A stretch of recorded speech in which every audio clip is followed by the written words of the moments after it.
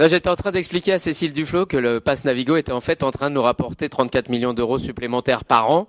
Vous êtes en train de reconnaître que un effet bénéfique financièrement du Pass Navigo, ce sont ces 34 millions d'économisés sur les mesures de dézonage d'imaginaire. Et par conséquent, je pense que vous devriez reconnaître que c'était pas une impasse, comme vous dites, de 300 millions, mais plutôt de l'ordre de 260, qui finit par se rapprocher très fortement, progressivement, des 200 à 250 millions dont nous parlions de reste à financer. Vous voyez que finalement, un jour, on finira par reconnaître que nous avions absolument raison sur les chiffres que nous portions et que, au final, cette opération se révélera pas si ruineuse ni pas si coûteuse que vous aviez dit. Vous reconnaissez d'ailleurs de temps en temps au STIF que les recettes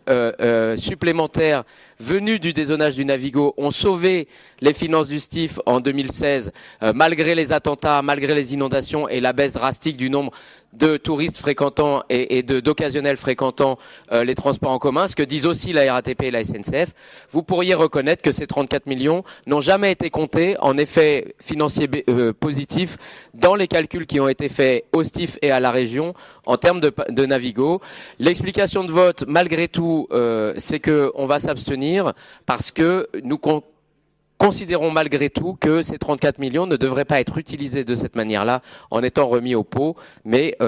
remis sur la tarification sociale et sur des mesures d'aide au transport. À des fins de tarification sociale, par exemple pour d'autres groupes de bénéficiaires, comme les seniors retraités pour lesquels il y a une demande forte